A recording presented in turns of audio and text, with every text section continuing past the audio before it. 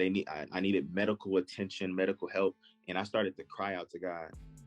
I started to, because I didn't know what was going wrong with me. And I'm hearing, now I'm hearing demons. I'm hearing voices, not just the voices in my head, but I'm hearing demons and other people saying that they're going to harm me. I felt like somebody wanted to kill me. I felt like my loved ones were against me. Like my whole world was just fading away.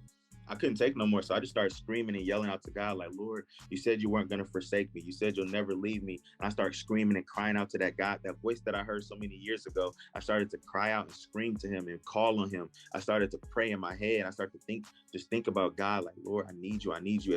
If you help me out of this, my biggest prayer was like, Lord, if you restore me to sanity, if you give me my right mind back, if you give me another chance, I'll follow you. I'll quit smoking. Like, I'll come to you. I got out of that situation because I ran to a friend's house, and he took, I had IVs still in my arm. He took the IVs out of my arm, and he fed me. I stayed with him and his mom for a little while. I kind of just try to put that behind me because, like, a couple of days went by and I just began to put my clothes back on instead of hospital clothes. And I began to play video games with my friend. And I began to just kind of act like that season of my life never happened. And then, one day it just clicked. Like, I just was like back in my right state of mind. And people in the community would talk about me behind their back. Like, y'all know Baruch used to be crazy. Y'all know Baruch used to, he was arrested by the police. Y'all know that, he was like that. Everybody behind my back was like, man, y'all know he was crazy. And I just tried to play it off like it never happened. I got in a relationship. Because when I got on Facebook, I had so many notifications and so many inboxes with people saying, man, hope you feel better. Get well soon. Thinking about you, praying for you, heard you was having a hard time. But this girl that I had a crush on, she reached out to me like, hey, Baruch, just hope you're doing good. And when I got out the hospital or the Robert Young Center, I messaged her back and I said, I'm doing good. Let's hang out. And she said, let's go Black Friday shopping at the mall. I said, okay. So I linked up with her to go to the mall. I went from that deep depression, that deep suicide, that deep demonic terror, and God moved that from my life. And instead of seeking a relationship with Jesus, I kind of just was like, all right, thanks God, deuces. And I seek the relationship with this girl.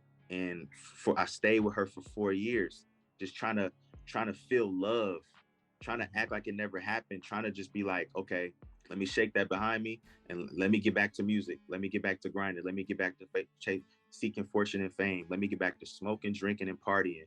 And I did that for 4 years. But then I got to a place where I still had this God-sized void in my heart. So I said, let's go to church. She was like, no. I said, okay, I'm about to go to church. So I started to go to church. And when I go to church, they would pray for me. And this sense of I need God started to come back around. Yeah, every time I would show up to church, they would pray for me, but she would never go with me. So we just prayed over our food and we just kept going with life like that. Well, I get back into the streets because now I'm a rapper and I can't provide for myself, can't provide for studio time, can't provide for this persona, this look that I want to keep. So I started to sell weed. And then I end up one day getting pulled over by the police. I was nervous. I was scared. So I drove away. I fled and eluded the police, which ended up having them come to my house, and they took my girl's car. And quick story, literally quick. She was raised Jehovah's Witness. So she didn't smoke. She didn't drink. She didn't do any of that. So she wasn't a Christian, but she also wasn't living in the street lifestyle. She had a job and was doing things the right way, so to speak. So when I got her car taken, that caused the friction between me and her, and she was upset with me. And I was wanted by the police for about 10 days, and her mom were mad at me, like, you got to turn yourself in. So eventually, after running the streets for a while, I turned myself in. I got arrested. They arrested her.